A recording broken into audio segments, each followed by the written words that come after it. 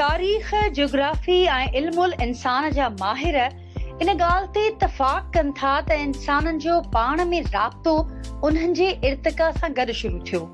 उन्हनि राब्तनि हर गुज़रंदड़ ॾींहं सां कहिड़े रीत जिदत जी शक्ल इख्तियार कई, उहा हिकु डिघी कहाणी आहे। काल्ह ताईं जिते पखी न्यापा पहुचाइण जो ज़रियो हुआ, त अॼु जे जदीद दौर में उहा जाइ ईमेल खां थींदे मुख़्तलिफ़ सॉफ्टवेयर ऐं एप्लीकेशन्स वालारे वरिती आहे। अॼु जे इंसानी तरक़ीअ वारे दौर में हिकु पासे शयूं एतिरियूं त तकड़ियूं तब्दील थियनि पयूं, पर उते ॿिए पासे इंसान खे पंहिंजे माज़ीअ सां बेहद प्यार आहे।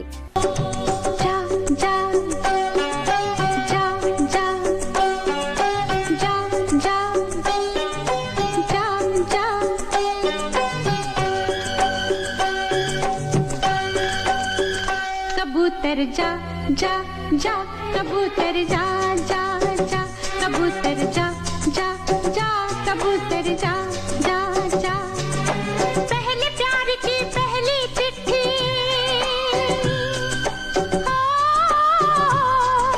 पहले प्यार की पहली चिट्ठी साजन को दिया। कबूतर जा जा जा, कबूतर जा जा जा, कबूतर जा जा जा, कबूतर जा जा जा। ख़तनि जो त बाद जी ॻाल्हि आहे, पर पहिरियों हाल अहवाल मां वाक़ुफ़ु थियण लाइ त ईअं खणी चवंदा असां जेको क़दीम में क़दीम हवालो बि मिले थो, त हज़रत सलेमान जो मिले थो, जंहिंमें चयो वेंदो आहे त हज़रत सले पोइ हाणे जीअं बि आहे त उन में जीअं को चवंदो भई हुदुद पखी या को पखी हुनखे ॿुधाईंदा हाल अहवाल खां त भई तव्हांजे सल्तनत में हीउ थिए पियो। बाक़ी ॿियो हुन जो वरियन आयो त थियो हिकिड़ो बादशाह या हुकुमरान जो।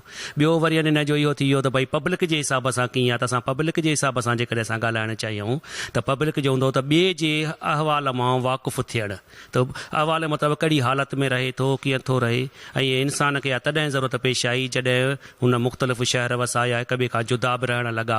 ॿियनि जुदा जो मतिलबु आहे हिते ॿियनि शहरनि में या ॿियनि जायुनि ते। उन जे लाइ माण्हूअ जी ज़ाहिर कम्यूनिकेशन में वेंदो त कंहिं सांग सां जेकॾहिं को माण्हू ओॾां ईंदो वेंदो हुयो त उनखे मोकिलिबो, उनखे चयो वेंदो न्यापो मोकिलणु। उहो वेंदो, वरी जॾहिं को ओॾां ईंदो त हुनजी वराणी बि खई वेंदो हो। उनखे असां चवंदा हिकिड़ो त हूंदो तरीक़ो इहो जेको वर्बल हूंदो, लिखत न हूंदी।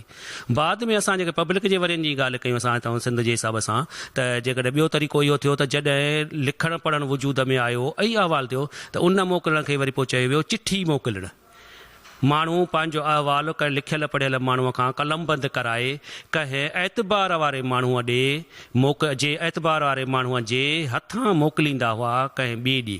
ऐं उन में जे उन चिठीअ जो बि दारो मदार हूंदो जे कॉन्फिडेशनल आहे त उनखे पंहिंजी सील जेका मोहर या मुंडी आहे उनखे बंदि करे ऐं उनखे मोकिलींदा। ऐं खणी वञण वारे खे असां वटि चयो वेंदो हो कासिद।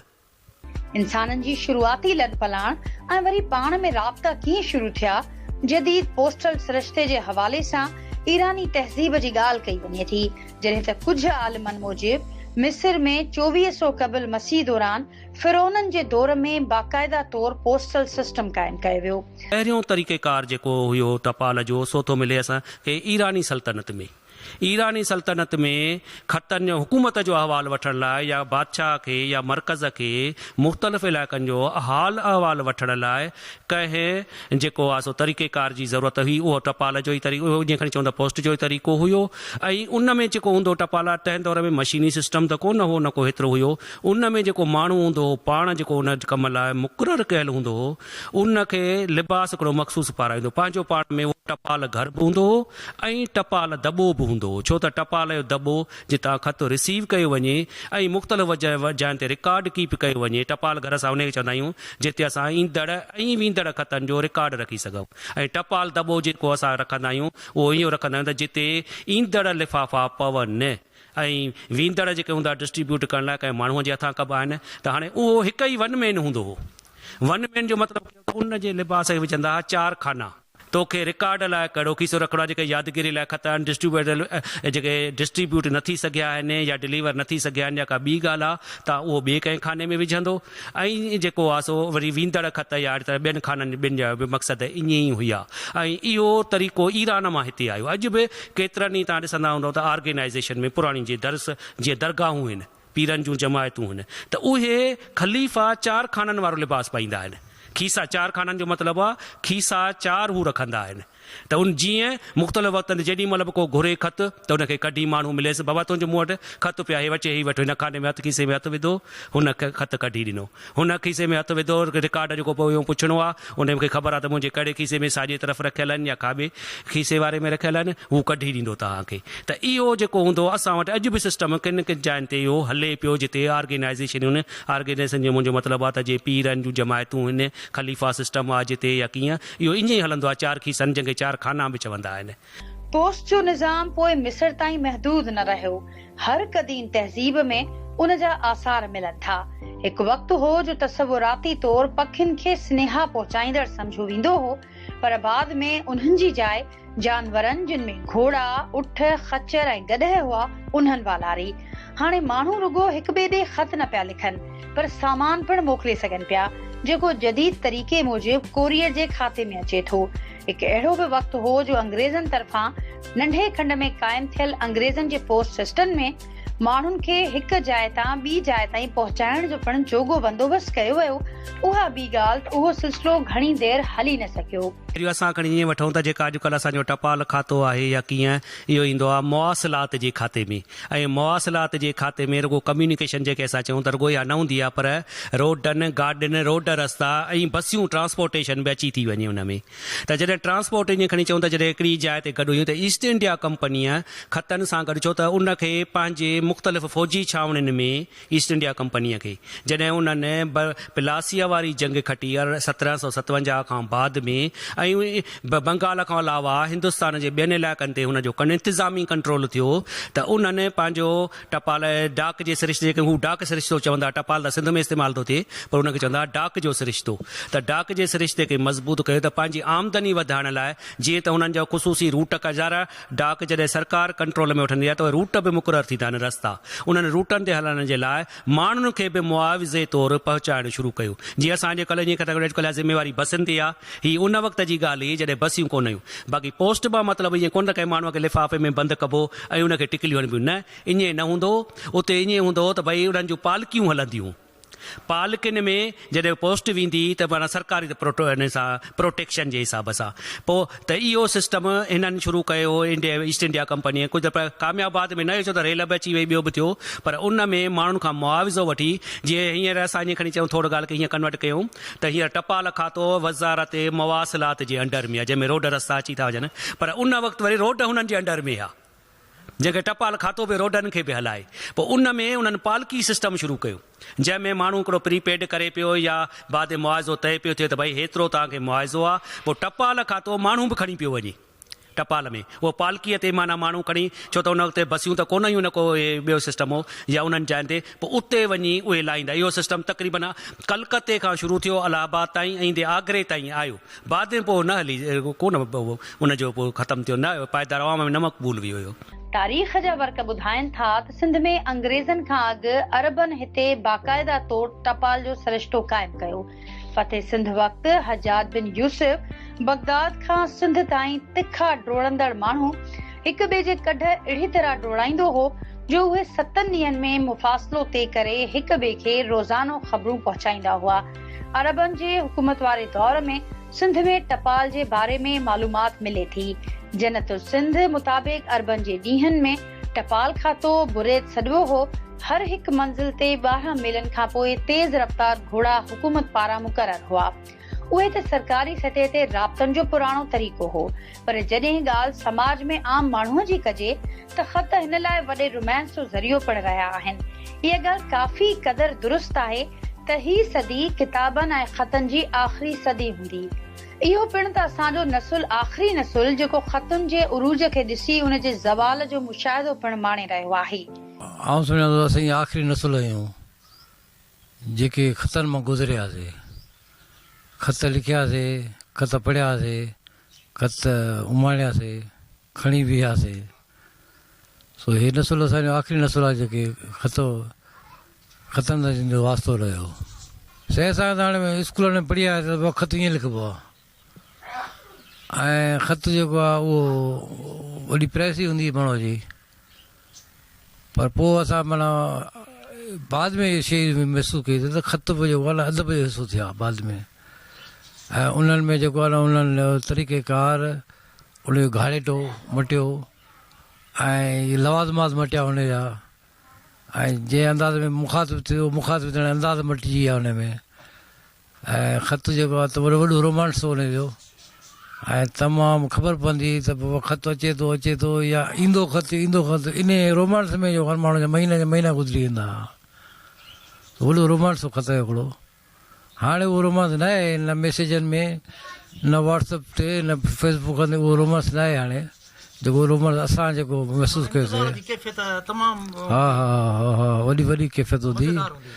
ऐं मिसाल तौर ते स्कूलनि में या हूअं मिसाल माण्हू जो इश्क थी थो वञे त उहे ख़त जेके हूंदा उन्हनि जा बि हिकिड़ा पंहिंजा घाड़ेटा हूंदा अजीबो ग़रीब ऐं वॾे रोमांटिक माना ख़त जेको आहे उहो बुनियादी तौर ते उन अदब तख़लीक़ कयो वॾो। ख़त माण्हू जी हयातीअ में केतिरो अहम किरदार अदा कंदा हुआ इन ॻाल्हि खां केर बि इनकार नथो करे।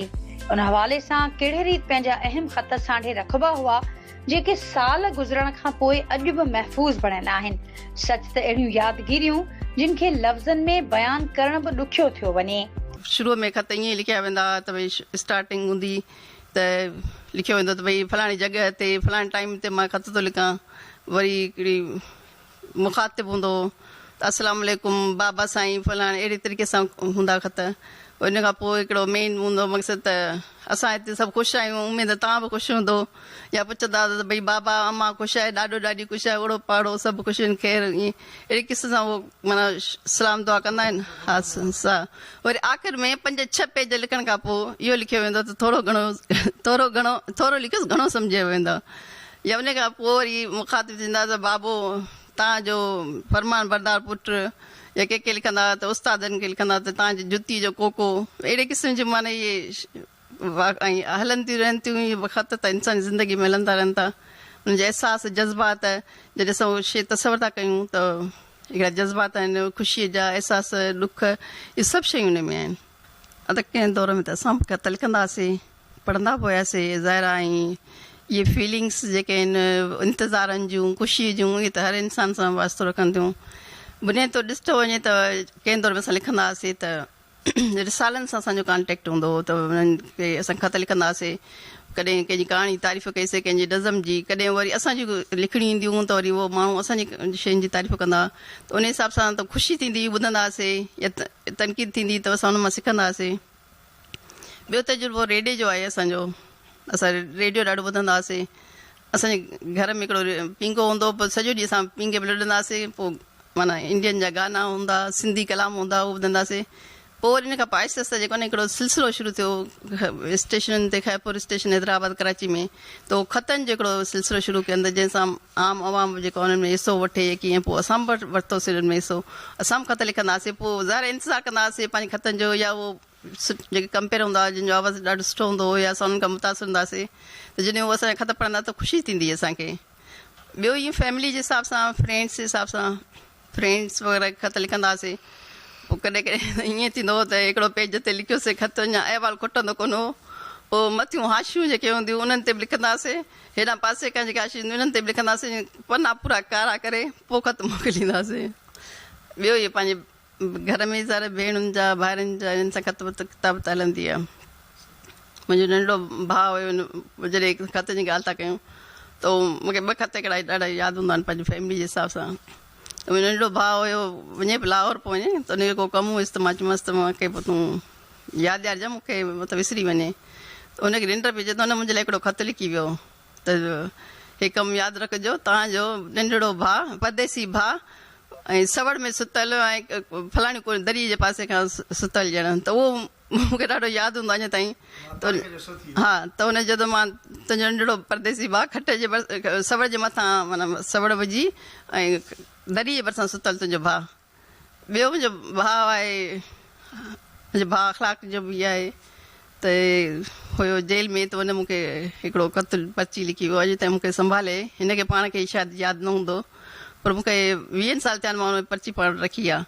त उहो हिन जेको हुन वटि पनो न हुयो अलाए छा त हुन सिगरेट जे अंदरां हिकिड़ा कवर हूंदा सिल्वर गोल्डन कलर हूंदा उन ते थोरी पर्ची हूंदी त उन में वेढ़ियल हूंदा त उन में उन मूंखे ख़त लिखी मोकिलियो उहो अॼु ताईं मूंखे यादि आहे उन जी जेको मटीरियल आहे उहो मुंहिंजे ज़हन ते यादि आहे मूंखे दिलि ते आहे उहो त अहिड़ी तरीक़े सां इहे फीलिंग्स आहिनि इहे अहसास आहिनि त इहे इन्हनि शयुनि खां माण्हू इग्नोर नथो करे सघे इन्हनि खे नथो विसारे सघे प्रोफेसर मोहम्मद सफ़र सहतो जेतोणीकि हाणे कॉलेज एजुकेशन खाते में प्रोफेसर तौरु कमु करे पियो पर हुन ज़िंदगीअ जा कुझु साल टपाल खाते में पिणु घारिया जिन लाइ हुन वटि सुंदर सारोणियूं आहिनि हू उन्हनि ॾींहंनि खे सारे अजीब एहसासनि में हलियो वञे थो हुन जे बक़ौल त नंढे खंड में जेके इदारा निहायत बहितरीन रहिया आहिनि उन्हनि में पोस्ट ऑफिस पिणु हिकु आहे ख़तनि जो सिस्टम हुजे पार्सल जो सिस्टम हुजे इहो पंहिंजे वक़्त जे हिसाब सां हिन में डिले जो तसवर ई कोन हूंदो हो हिकिड़ो बाक़ाइदा शेड्यूल हूंदो हो त केॾी महिल जेको आहे सो लेटर बॉक्स खुलणो आहे इन जी टपाल केॾी महिल वञणी आहे यकीननि असां ॿुधाए सघंदा हुआसीं त इहो ख़त तव्हां हिन टाइम ते विझो त हिन टाइम ते यकीननि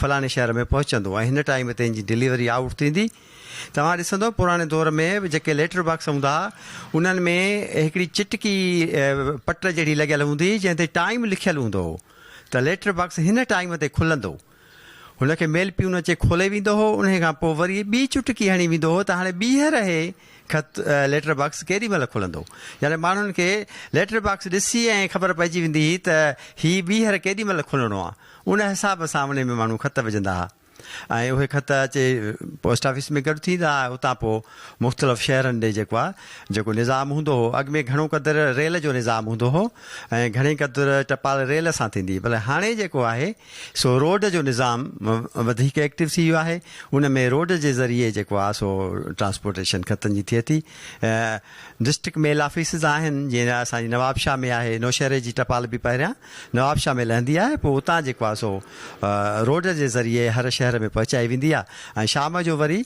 उहे ई जेको आहिनि वेन्यूं वापसि जेको आहिनि सो खणी वेंदियूं आहिनि हिन वक़्तु जेको टपाल जो निज़ाम आहे परफेक्ट आहे सस्ते खां सस्तो आहे हाणे हिन वक़्तु मां तव्हांखे ॿुधायां की रजिस्टर लेटर जेको आहे सो 50 रुपए में सॼे पाकिस्तान में वञे थो ऐं जेके कोरियर सर्विसिस बि आहिनि उहे 200-300 रुपया चार्ज थियूं कनि का रिस्पॉन्सिबिलिटी उन्हनि जी कान्हे का हिन जी तव्हांखे पोस्ट ऑफिस जी रसीद मिले थी कॾहिं को हेठि मथे लेटर थींदो आहे त बाबा हुनजो वे बिल कढिबो आहे सॼो तफ़सील हर जॻह ते हुनजी एंट्री थींदी वेंदी आहे त हे जेको आहे सो रजिस्टर लेटर किॾे वियो केसि ते पहुतो आख़िर जेको चयो वेंदो आहे त लेटर गुम थो थी वञे गुम हरू भरू थींदो ई कोन्हे को या मालिक बासींदो कोन्हे त मूंखे कोन मिलियो आहे उहे लेटर गुम कोन थींदा आहिनि छो त सॼी रजिस्टर थी वेंदा आहिनि ऐं एतिरे क़दुरु हिकिड़ी रिटर्न लेटर ऑफिस बि असां थींदी आहे कराचीअ में जेकॾहिं कंहिं जो बि को अतो पतो न हूंदो आहे या किथां नथो मिले या अहिड़ी एड्रेस हुन ते लिखियलु आहे जंहिंजो को वजूद ई कोन्हे तॾहिं पछाड़ी असां उहो रिटर्न लेटर ऑफिस में मोकिले छॾींदा आहियूं उहो उते वञी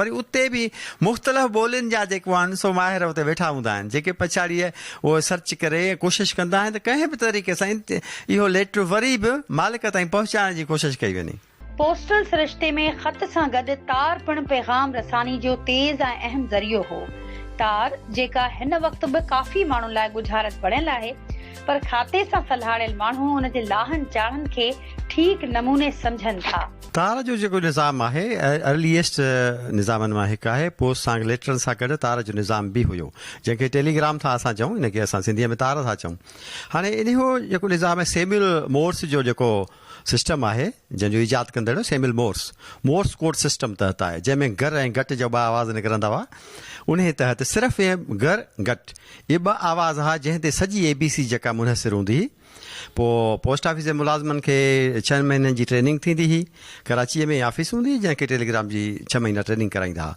इहो सॼा कोड उन्हनि खे सेखारींदा हुआ हाणे इन में इंटरनेशनली को बि तार जेका ईंदी हुई टेलीग्राम ईंदो हो त कराचीअ खां पोइ सॼे मुल्क में जेके मुख़्तलिफ़ उन जा सेक्टर हूंदा हुआ उन्हनि में मोकिलींदा हुआ मिसाल जी असांजी जेकॾहिं कंडियारो आहे हिते को तार अचणी आहे त इहा कराचीअ खां पहिरियां मिसाल बम्बईअ खां कंहिं कई आहे त कराची ईंदी कराचीअ खां उहो लिखाईंदो ऑफिस सखर जेको आहे उनजा मुख़्तलिफ़ सेक्शन हूंदा हुआ सेक्शन माना उन लाइन ते कहिड़ा कहिड़ा शहर अची था वञनि पोइ उहे हिकिड़ी ई तार सां ॻंढियल हूंदा हुआ तार जेका आहे न इहा फिज़िकली जेको आहे सो सम्झो तार विछायल हूंदी हुई ऐं पोइ जेके जेके शहर उन ते विच में हूंदा हुआ उहो सेमुअल मोर्स जो जेको सिस्टम आहे जंहिंखे प्रैक्टिकल्स में असां ॾिसंदा आहियूं पोस्ट बॉक्स चवंदा आहिनि आवाज़ु निकिरंदो आहे उन मां उन में हिकिड़ी की हूंदी आहे उहा की जेको आहे सो एक्सपर्ट जेको हूंदो आहे जंहिंजी ट्रेनिंग थियल हूंदी आहे उहो हलाईंदो आहे ऐं उहे आवाज़ जेके आहिनि पोइ तार जेका ॻंढियल हूंदी आहे जंहिं सेक्शन सां उस ताईं हली वेंदी आहे सपोज़ हिकिड़ो सखर में टेलीग्राम आयो आहे बम्बई जो कराचीअ खां थींदो हाणे सखर वारो कंडियारे वारे खे लिखाए थो त हू कंडियारो टाइप कंदो उन में मोर्स कोड सां चवंदो त कंडियारे वारो अलर्ट थी वेंदो ऐं चवंदो त मुंहिंजे लाइ तार आहे हालांकि इहो जेकॾहिं वाट ते ॿिया मिसाल राणीपुर आहे मैरापुर आहे इन्हनि जी जेकॾहिं तार सां ॻंढियल हुजे त उहे बि ॿुधी सघंदा पर उहे ॾिसंदा त हाणे जेको आहे सो अलर्ट जेको आहे सो कंडियारे वारो खे पियो थो करे त कंडियारे वारो पेन खणी लिखणु शुरू कंदो पोइ हू साउंड जेके निकिरंदा मोर्स कोड सिस्टम तहत हू सिर्फ़ु साउंड ॿुधंदो वेंदो ऐं उहो मैसेज लिखंदो वेंदो उहो पोइ मैसेज जेको आहे सो मैसेंजर जेको आहे खणी हुन मालिक ताईं पहुचाईंदो जेके तेज़ तरीन असांखे मैसेज पहुचाइणो हूंदो हो त उहो तार जे ज़रिए थींदो छो तार त फौरी तौर ते पहुची सघे थी न हूअं जेको ख़त तव्हां मोकिलींदो त उहो फिज़िकली जॾहिं ॿिए या ट्रेन ई पहुचे उते ट्रांसपोर्टेशन जे ज़रिए ट्रेन जे रस्ते पर तार त जेको मिंटनि में जेको आहे सो पहुची वञे जीअं अॼुकल्ह जो असांजो इंटरनेट सिस्टम आहे तार बि एग्ज़ैक्टली ईअं ई तेज़ तरीन सिस्टम हूंदो हो सखर वारे मिसाल लिखायो कंडियारे वारे खे त सेकंडनि में लिखिजी वियो लिखण खां पोइ मैसेंजर खे जेको आहे सो चवंदो त बाबा हे वञी ॾेई आहे उहो तार जो सिस्टम हूंदो मुख़्तसिर खां मुख़्तसिरीन लिखियो वेंदो हो ऐं जेको तेज़ तरीन मैसेजिस हूंदा तक़रीबन तमामु अहमियत वारा उहे ई माण्हू तार कंदा उन में ज़बान बि उन में मुख़्तसिर लिखी वेंदी हुई मुख़्तसिर इन करे लिखी हुई छो त लफ़्ज़नि जे हिसाब सां चार्जिंग थींदी हुई जेतिरा लफ़्ज़ वधीक हूंदा हुआ त ओतिरा हूंदे पैसा बि वधीक लॻंदा इन करे माण्हू मुख़्तसिर लिखाईंदा ख़ासि तौर ते हिनखे ग्रामर जो घणो ख़्यालु कोन कयो वेंदो अधु अखरी जंहिंखे चइबो आहे त मसलो अॻे ताईं ॻाल्हि रुॻो पहुची वञे तार जिते सदाई ख़तरे जो निशान पर रहे त ख़त उन जे उबतड़ इंतज़ारी ऐं बेक़रारीअ जो इस्तारो रहियो आहे इन सॼे लकाव खे ख़तनि जी दुनिया बि चई सघिजे थो हू लिखत में कहिड़े रीत हिक ॿिए सां राब्तनि में ईंदा हुआ उहो सच त माज़ीअ जो हिकु अहिड़ो वर्क आहे जंहिंखे कॾहिं बि विसारे नथो सघिजे शायद भाई ख़त तमामु वॾो ओसीड़ो ऐं इंतज़ारु हुयो आसवंद अखियूं ऐं जेके इंतज़ार में रहंदड़ वजूद आहे उन्हनि खे ख़तनि जो तमामु वॾो ओसीड़ो इंतज़ारु रहंदो उन कैफ़ियत जो हिकिड़ो अंदाज़ो तव्हां हिन मां बि लॻाए सघो था त उहे टपाली जेके पोस्ट मंझां ख़त खणी ईंदा हुआ उन्हनि ते बि असांजे सुगड़नि ऐं शाइरनि शाइरी कई उन्हनि खे ॾिसण सां उन्हनि जो जेको इंतज़ारु उन ख़त जे हिसाब सां हूंदो हो त उन्हनि खे बि हिकिड़ी तहसीन शाबास पेश कई वेंदी हुई कम्यूनिकेशन जो सोर्स असांजो इहो ई हो पने ते जेके ख़त लिखबा हुआ ऐं टपाल घरनि में उहे मोकिलबा हुआ या ओॾां ईंदा हुया त इन जे करे कम्यूनिकेशन सॼी सारी इन ते डिपेंड करे पई त परे वारनि जो हाल अहवाल असांखे उन जे ज़रिए ई मिलंदो हो पोइ उहो हिकिड़े पीउ जो पुटु हुजे माउ जो पुटु हुजे या कंहिंजो दोस्त हुजे को महबूब हुजे परे उन सां हुननि जो हाल अहवाल इन नमूने जो हूंदो हुयो हिकिड़ो त अञा बि माज़ीअ जो दौर हो जंहिंमें असां पखियुनि खे वेही करे ऐं चवंदा हुआसीं त हीउ मुंहिंजो मैसेज न्यापो खणी वञ कॾहिं हवाउनि खे इहा ॻाल्हि चइबी पर अॻिते हली करे ऐं पने जे ज़रिए लिखण जे ज़रिए असांजा मैसेजिस उहे कम्यूनिकेट थियण लॻा त उहा कैफ़ियत जेकी हूंदी हुई त तमामु वॾी हिकिड़ी हूंदी हुई मसलन ख़त अची वियो ऐं हिकिड़ी वरी हक़ीक़ी सूरत हाल इहा बि हुई त पढ़ियो लिखियो माण्हू बिन असांजे सोसाइटी में उहो घटि हुयो उन जे घटि हुजण जे करे जेको को उस्ताद या को ॿियो माण्हू ॻोठ में या भरवारे ॻोठ में पढ़ियल हूंदो हो त उनखे तलाश करिणो पवंदो ॻोल्हणो पवंदो त बाबा हीउ ख़त पढ़ी ॾे मूं ॾे ख़त आयो आहे त उन में उन ख़त जे निस्बत सां मसलन दोस्त जो आहे अज़ीज़ जो आहे मिट माइट जो आहे या गॾियल सभिनी जे उन ॻोठ या घर वारनि जो को तइल्लुकारो आहे त इन हिसाब सां उन खे वेही ऐं गॾियल विहक जे सूरत में ख़त खे पढ़ियो वेंदो हुयो ऐं पोइ उन खे ॿिया वेही करे ॿुधंदा बि हुया त उहो तमामु हिकिड़ियूं इंतज़ार जूं कैफ़ियतूं हूंदियूं उन ते कंहिं कलाम ॻायो बि आहे ॻाइण त भई हीउ मुंहिंजो कुर्ब भरियो खतड़ो खोली त ख़्याल सां हिन में मुंहिंजो साहु अथई इश्क जी बाहि अथई सो इहे बाहियूं इन पननि जे सूरत में ईंदियूं हुयूं जेके असां ताईं पहुचंदियूं हुयूं ऐं उन इंतज़ार जे कैफ़ियतुनि खे इन हिसाब सां हिकिड़ी तस्कीन में ॼण त तब्दील कयो वेंदो हुयो सो इहो मुंहिंजे ख़्याल में त तमामु हिकिड़ो लम्हा उहे यादगार हूंदा हुया इन हिसाब सां उहा ख़त जी कैफ़ियत उहा सभिनी जे लाइ ॻोठ जे लाइ या इहा ॻाल्हि बि कई वेंदी त बाबा फलाणे जो ख़त आयो आहे ऐं उहो ख़त ईअं शेयरिंग थींदी उन ख़ुशीअ जो इज़हार ॿियनि ताईं बि उहो पहुचायो वेंदो हुयो। हिन सॼी इंतज़ारी कैफ़ियत खे अदब में बाक़ाइदा तौरु सजियो वियो आहे। जिते फ़ारसीअ में बि इंतज़ारीअ खे बयानु कयो वञे थो, उते ख़त खे दर्द भरियो पिणु सॼियो वेंदो आहे। सिंध में ख़तनि जो हिकु ॿियो हवालो सहाफ़त पिणु आहे। कहिड़ी रीति कुझु ॾहाका अॻु सहाफ़ी पंहिंजूं ख़बरूं ख़तनि जी सूरत में इदारनि ताईं पहुचाईंदा हुआ। मारूफ़ सहाफ़ी ऐं मुख़्तलिफ़ अख़बारुनि में एडिटर रहंदड़ अख़लाक़ जोखियो उहे हवाला ॿुधाए थो। सहाफ़त में त इहो असां ॾिठोसीं त वॾी मुश्किल सां इतला पहुचंदो हुते। हाणे जदीद डिजिटल दुनिया थी वई आहे ऐं सोशल मीडिया दौर आहे त ख़त त गुम थी विया आहिनि।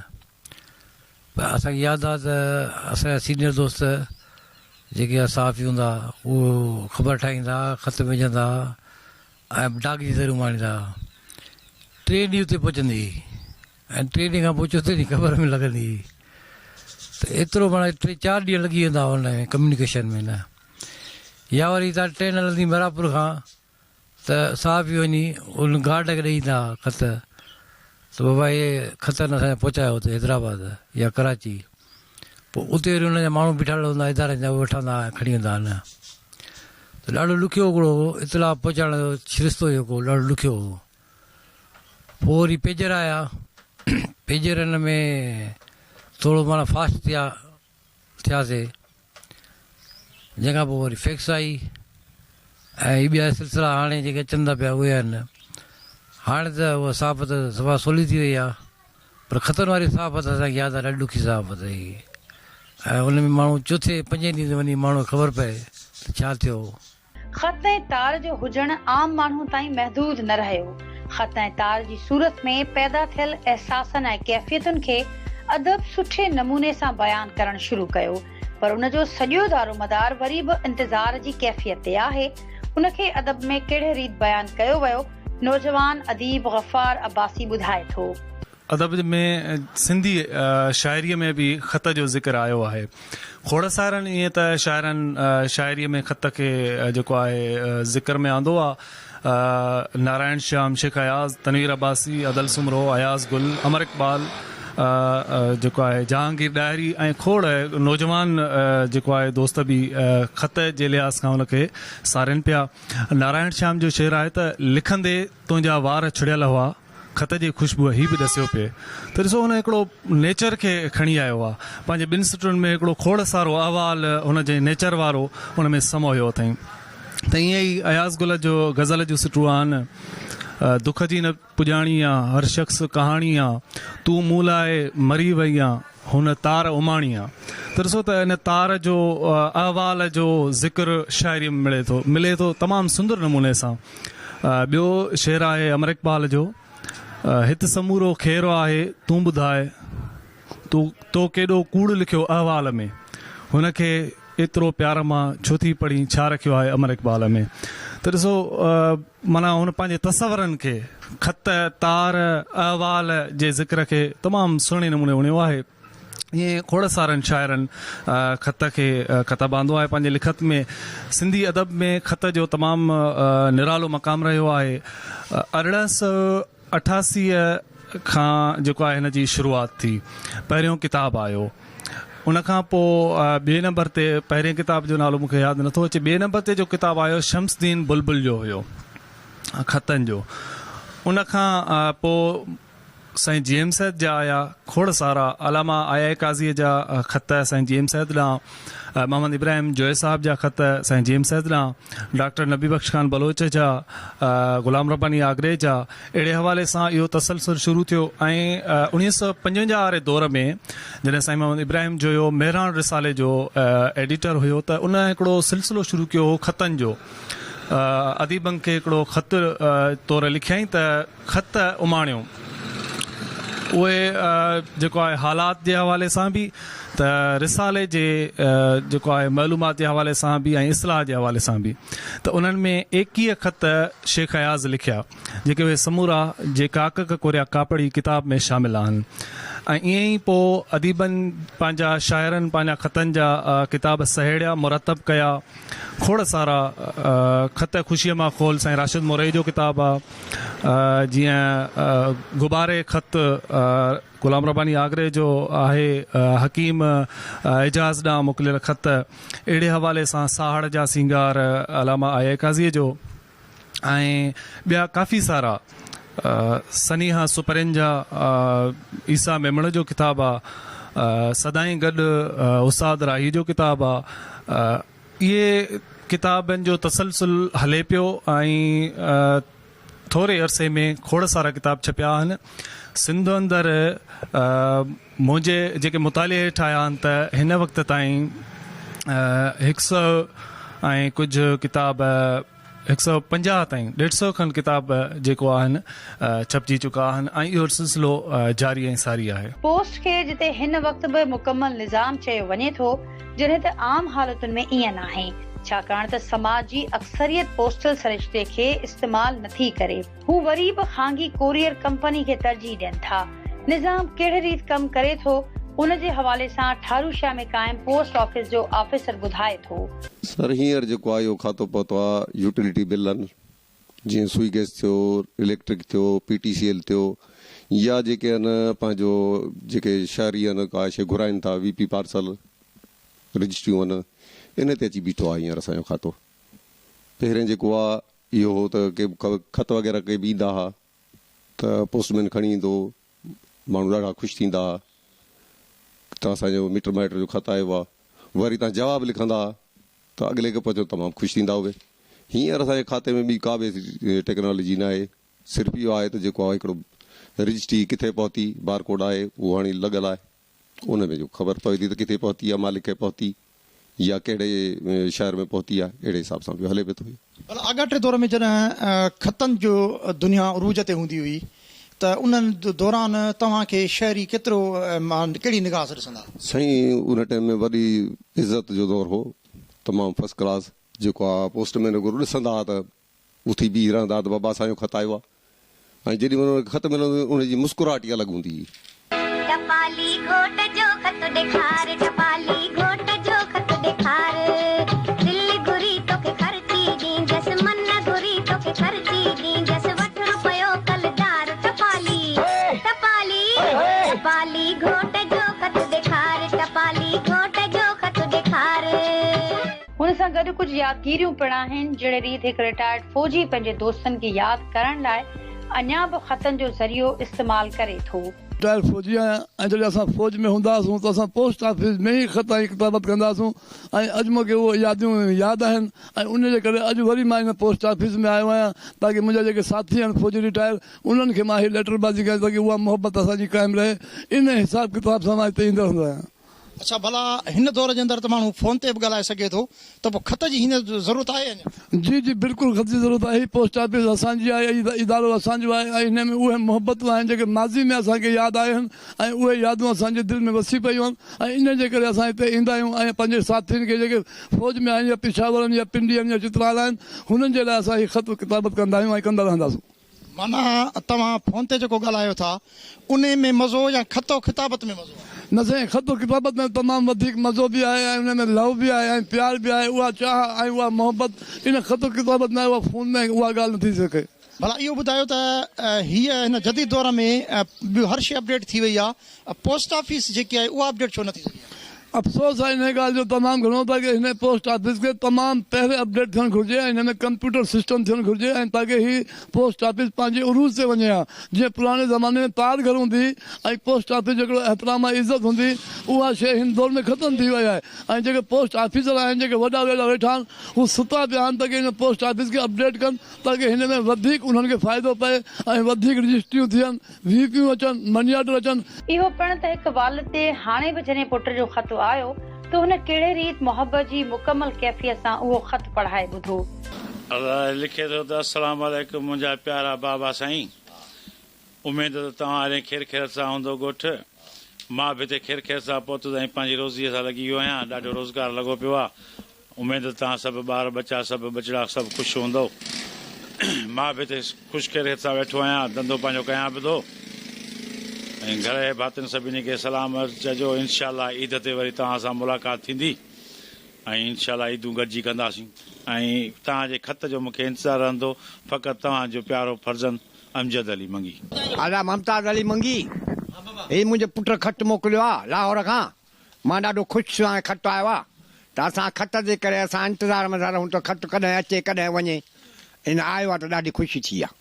कीअं भला हुते पुट तुंहिंजो परदेस में रहे? मुंहिंजो पुट परदेस में रहे थो, पंहिंजी रोज़ी सां आहे ऐं पंहिंजो ख़ुशि गुज़ारे थो। अच्छा, हा, हाल अहवाल तव्हांजो जेको थींदो आहे हाल इहो खत पट सां थींदो आहे। हाणे शुक्र आहे खत आयो आहे त असांजो आसरो थियो आहे त असां बि खतो मानियूं त माना कमु थींदो। भला घर जे भातियुनि खे केॾो इंतज़ारु हूंदो आहे? घर जे भातियुनि खे वॾो इंतज़ारु हूंदो आहे। अॼु न आयो, सुभाणे जे परीं अचे, महीने में अचे, ईंदो ज़रूरु, खत ईंदो ज़रूरु।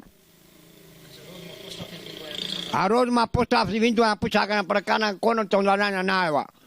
अच्छा, हिन जो जवाब वरी तव्हां लिखंदा? हा, हिन जो जवाब असां लिखंदासीं, छोकिरे ॾे खत लिखी करे उमाणींदासीं। ख़ैर कीअं बि हुजे, हर दौर जी पंहिंजी अहमियत रही आहे। काल ख़त ऐं तार न्यापे पहुचाइण जा वॾा ज़रिया हुआ, अॼु के ॿिया आहिनि। मुमकिन आहे ईंदड़ वक़्तु मुकमल तब्दील थी वञे, उनखे ई इंसानी इर्तिका सॾिजे थो। छा बि हुजे, ख़तनि जी दुनिया पाण सां गॾु खोड़ यादगिरियूं खणी मोकिलाए पई। हिन जदीद ऐं टेक्नोलॉजी जे दौर में खतनि जो दुनिया जो बाब पंहिंजी पुॼाणी ते पहुतो आहे ऐं हिन जेको आहे सो खाते खे अपडेट न कयो आहे, जंहिंजे करे हीउ खातो ॾींहं ब ॾींहुं जेको आहे सो पोएं तरफ़ पोयनि पेरनि में हली रहियो आहे।